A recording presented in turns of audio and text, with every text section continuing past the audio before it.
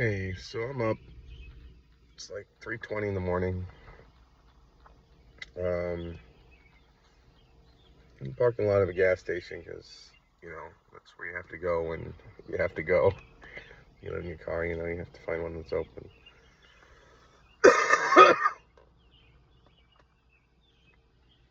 I'm thinking about a lot of things. One of the helpful processing techniques I learned from years and years of having to go see psychologists and stuff.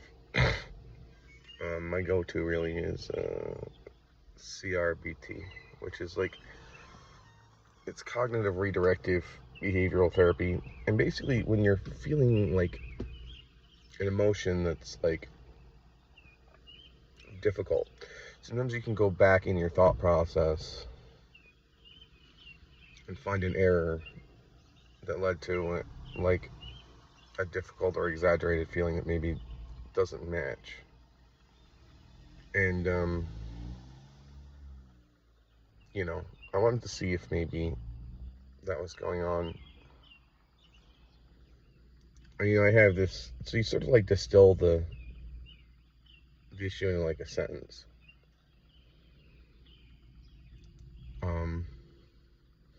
And in this one, it's, I felt I treated this person with kindness.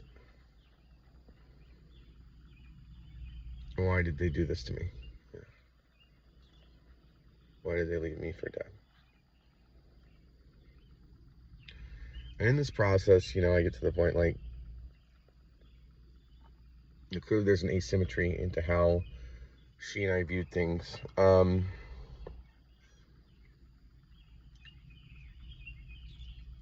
There's been a lot of minimization about the relationship I had with her, and I keep like feeling like it's disingenuous or offensive that she like lies and makes it out like it wasn't what it was. But she's not really lying, because from my end I was in love with her. From her end, she was using me for something. I know what that thing is. I'm not ready to talk about it because it's pretty horrible. And the evidence of that is what happened the day we got back together, and the circumstance of that, and the conversation that occurred. But like,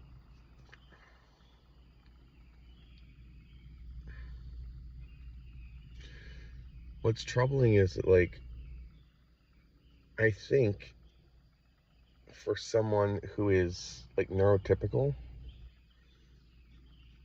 which is what I sort of perceived her to be, I was a wonderful boyfriend.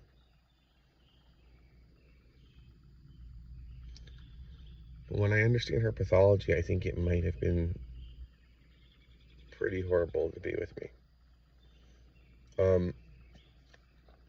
I know, for instance, that like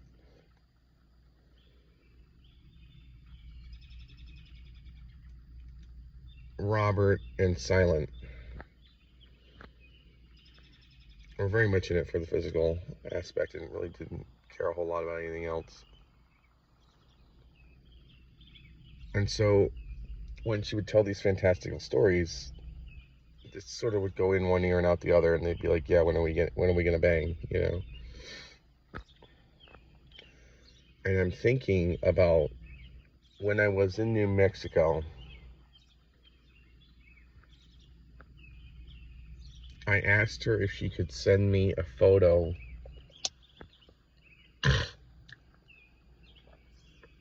of the biggest bully girl, because I never saved it and I wanted to tell Ethan about it.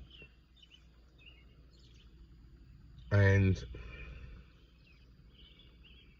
she said something like the photos really, that story really or like thinking about that girl really upset her because she was so bad to her, and she doesn't keep photos and she'd prefer not to look at them or whatever. Of course, the real reason is like most of her behavior is impulsive, clearly. And that was a story that was told that was intended to be forgotten in 3 minutes. And a year later, I'm still talking about how inspiring it is. And it must have been difficult because the lies that she was telling were going to catch up with her eventually. At some point, she was going to be found out that she was consistently lying. And I think about the message that almost made me lose my mind. I got in trouble. I'll be MIA. Message me. And I originally thought it was a kidnapping, right? And then I thought I got in trouble meant that it was like she got caught cheating, which is essentially what it was. And now I realize it's an animal instinct. I notice when these absolutely over the top reactions happen, always have to deal with embarrassment. If she's ever embarrassed for any reason, she makes an impulsive decision to, I think it is the most uncomfortable feeling for her. And it's just, this is literally the human equivalent of play dead and hope he goes away. But like, it's not well thought out. Like, and that's the problem. The empathy situation doesn't only inhibit her ability to treat others well. I realized it inhibits her ability to predict the behavior of others. Because I'm worthless to her. I'm a means to an end. Clearly there's something she wants out of me, and she just has to manipulate me until she gets it. But like, I think she thinks that I'm the same way. That like, my reaction to her being kidnapped was like, damn, I was having fun. Guess I have to find a new girlfriend now, or something like that. Like, not only does she not care about other people, she can't predict what it feels like to be, and that really upsets me. Because I realized she wasn't loved by her family. Her family loves her. If she doesn't love, I don't think she can feel love. Her family can shower her with love all day long, but it takes empathy to understand that, I think. Not only,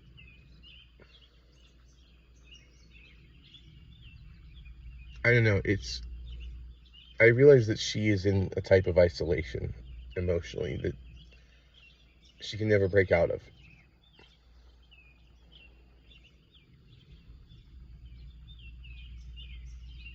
And I don't know enough about this. This is such high level psychology stuff. I'm like a person who's obviously been to a lot of therapy, and like I took like an intro to psych class, but like I don't have this is a very complex thing that I don't understand. And it's kind of stupid in some ways because I think it's pretty rare. I don't think I'll ever meet someone like this again. I hope I don't.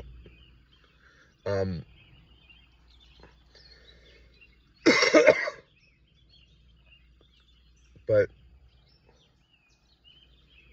I don't know. I think this disorder doesn't just hurt the people around her. I think she suffers too.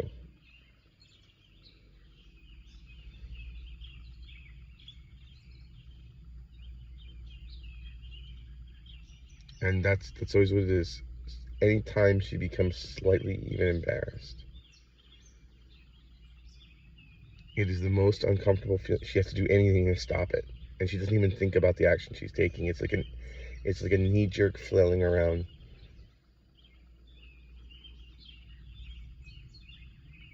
There is no way I could have navigated this appropriately without someone explaining to me what was going on.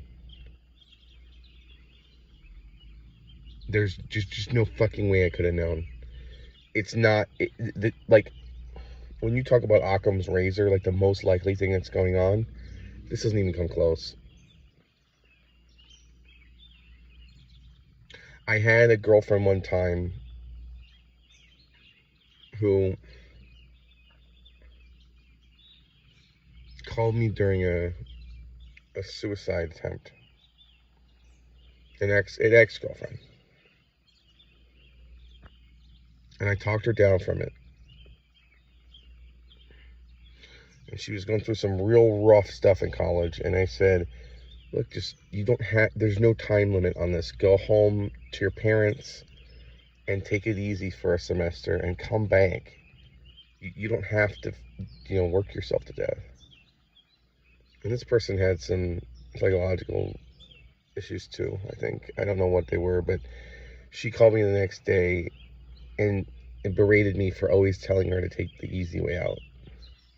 And that was always it. It was always like a trap. Like, it was always my fault for giving her leeway or something like that. I would be blamed for anything. But at this point, I had fed up. I was so fed up, and I said, you know what? Next time, just fucking jump off the bridge. Don't call me and then blame me. And her reaction to that was to text me from her mom's cell phone, telling me that she had committed suicide.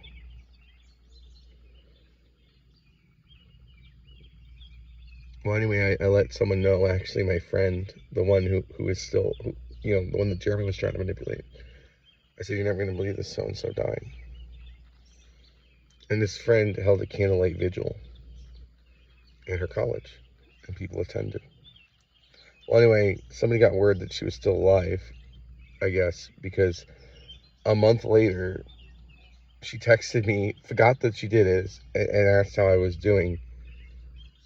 And I lost it. I was like, I thought you were dead. Like, what's good? And she made it out like I was unreasonable. Like, you shouldn't have told people that I said I committed suicide. And I'm like, these people knew you. They were your friends. And that's always, you're always the unreasonable one when you're in a dynamic with these people. There are some similarities between these two exes of mine.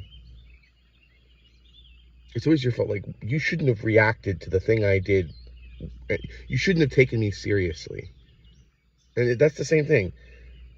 I faked my kidnapping as an exit strategy. Clearly that's what she did. She faked the kidnapping as an exit strategy. You shouldn't have taken it literally. Like, that's like the vibe. And it's like, you know what would horrify me? If the tables were turned and I was like kidnapped by terrorists or something,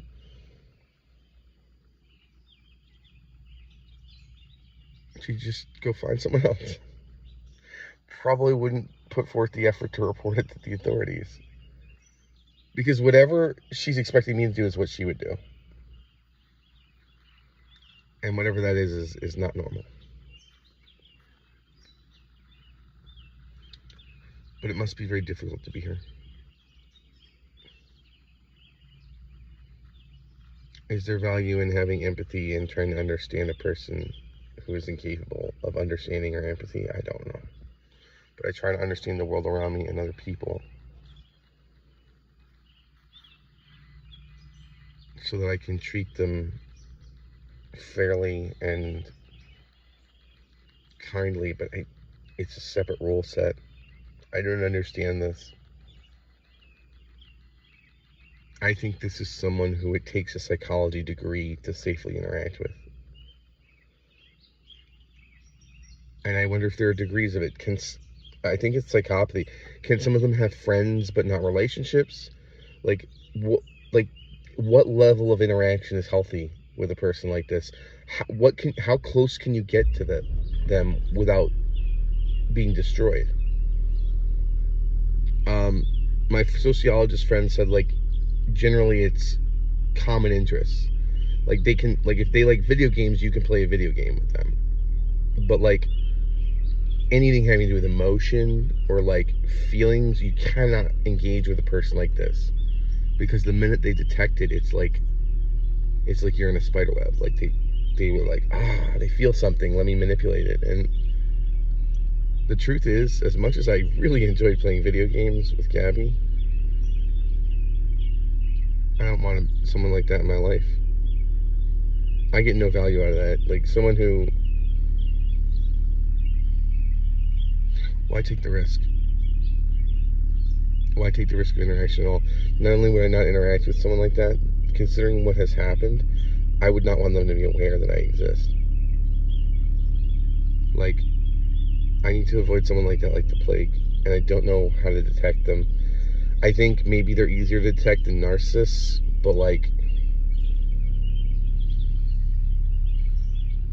my current strategy is if I ever see someone who is like telling outlandish stories that are obviously false, to stay away, because they might be one. I don't know, but it might be too late. My life might not recover.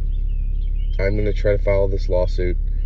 I'm going to try to recover what I've lost to some degree, but this was a trap through and through, a psychological spike pit that I fell into, and I didn't realize until it was way too late. And the reality is, I think the minute I decided I liked her, it was over. I was doomed. It's like war games. The only way to win is not to play. The only way you can survive meeting someone like this is to never meet them. Is to stay away from them, is to, like,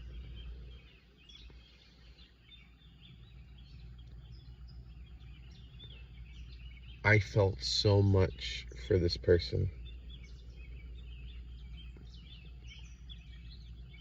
And I have a feeling that being with people like this is the best feeling relationship ever. It's that way by design. It's utopian. It's a fever dream.